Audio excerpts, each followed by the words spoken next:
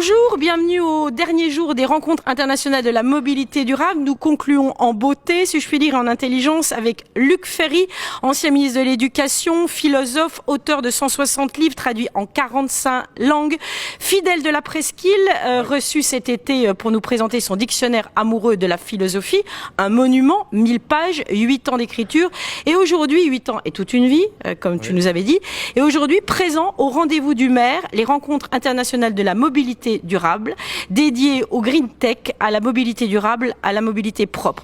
Luc, ton intérêt pour la voiture date de très longtemps. Je ne savais pas que tu étais né quasiment dans un garage. Ah oui, pas quasiment, vraiment, oui, puisque mon père était pilote et il était constructeur de voitures de course, et donc toute mon enfance, c'est dans un garage de voitures de course, à la fois les voitures de mon père, les Ferry, il y en avait une quinzaine, et puis on avait, je sais pas moi, peut-être 200 ou 300 Bugatti qui s'entassaient jusqu'au plafond, des 35B, il y avait une petite Royale, il y avait des 57, il y avait un coupé Atalante, enfin des voitures qui aujourd'hui sont des voitures de collection qui n'ont plus de prix, ou plutôt elles en ont un, mais il est très très élevé, et c'était, voilà, oui, ça a été pendant les 10 premières années de ma vie, ça a été, peut-être même les 20 premières années de ma vie, ça a été toute mon enfance, ouais. Et en plus, vous étiez 4 garçons. On était 4 garçons, et donc notre père était un très grand pilote, il nous a appris à conduire, et on avait, encore une fois, toutes ces voitures un peu à disposition. Il y avait aussi des Alpines, les petites berlinettes, tout ça, qui étaient les A8 Gordinet, qui étaient des voitures marrantes à conduire.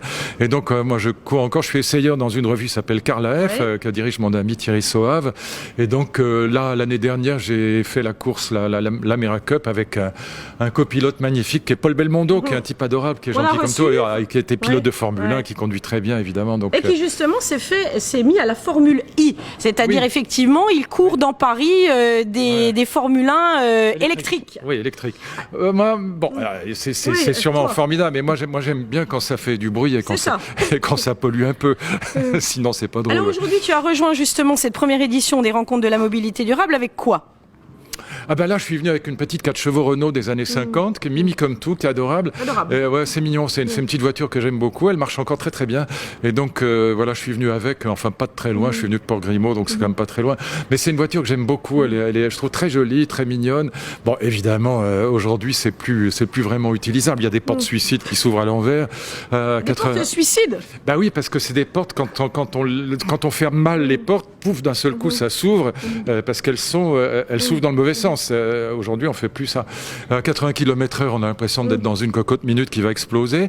Mais sinon, c'est une petite voiture adorable. Et ça a été la première voiture de consommation de masse en France. C'est-à-dire qu'il y a eu la Coccinelle avant, qui a d'ailleurs été un peu son modèle en Allemagne, comme voiture Volkswagen, la voiture du peuple.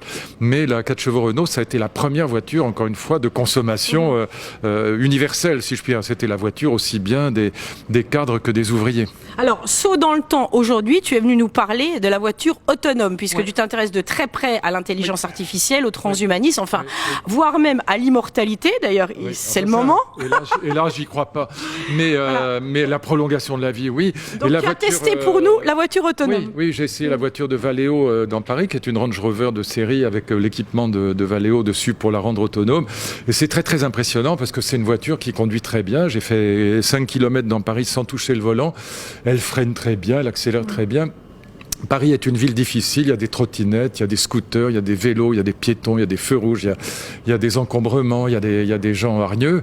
Et donc, c'est une voiture formidable. Si on lui dit d'aller de Saint-Tropez à Paris, elle va de Saint-Tropez à Paris, elle est tout à fait au point. Et ça a posé une question qui est passionnante, qui est la question de savoir comment ça va impacter le monde du travail. Il faut dire les choses clairement, dans 20 ans, il n'y aura pas un chauffeur de taxi en France, il faut quand même le savoir. Et c'est pas une blague, les gens croient aujourd'hui que c'est de la science-fiction, mais c'est pas du tout de la science-fiction, elle est là. Moi, je peux vous dire, je l'ai essayé, elle est formidable.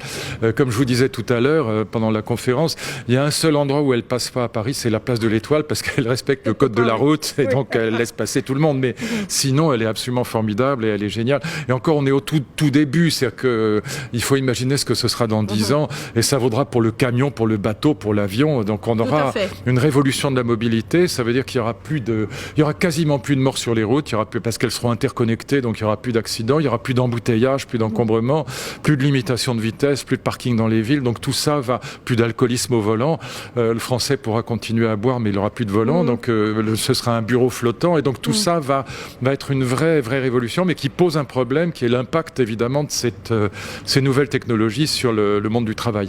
comment les gens vont s'occuper. Et aussi comment les gens vont s'occuper. Mais alors la fin du travail est un mythe, c'est une blague, c'est une plaisanterie. Mais il n'y aura jamais de fin du travail. Mais en revanche, on va avoir un problème de transition entre des métiers qui seront impactés par l'intelligence artificielle, par ces nouvelles technologies, des métiers qui apparaîtront, mais un problème de transition entre les deux. La petite caissière du G20 qui va perdre son emploi parce qu'elle est remplacée par une machine, ou le dermatologue, ou le radiologue, ou le commissaire aux comptes qui lui aussi va être uberisé. Bon, voilà, comment ils vont changer de métier, ou comment ils vont aménager leur métier pour continuer à travailler. Toutes ces questions-là sont devant nous. Il n'y aura jamais de fin du travail, mais il y aura des problèmes de transition beaucoup plus violents que dans les précédentes révolutions industrielles. Si vous voulez, quand Edison, en 1880, invente l'ampoule à filament et la première centrale électrique, les fabricants de bougies au fin fond de la Corrèze ou de l'Auvergne, ils ont 50 ans pour se retourner. Quand Uber débarque à Paris en 2014, les taxis, ils ont 3 mois. C'est pas la même chose. Absolument. Alors, dernière question, Luc, avant de te laisser retrouver ton petit trésor et d'aller le toiletter, si je puis dire.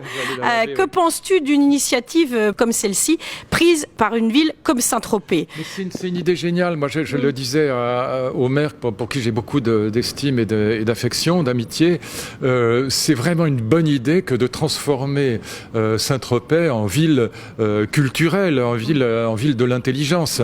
C'est pas simplement Sex and Sun, c'est aussi un potentiel de culture et d'intelligence absolument extraordinaire.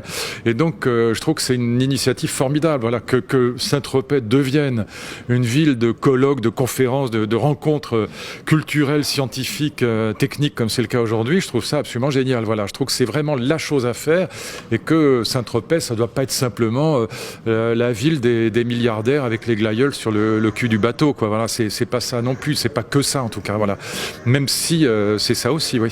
Merci beaucoup, Luc. On te retrouve au voile de Saint-Tropez, j'imagine. Rendez-vous de la mobilité durable, s'il en est. Oui, je reviendrai. Je reviendrai la semaine prochaine, oui, parce que c'est vraiment magnifique, oui. Merci beaucoup. Merci Agnès.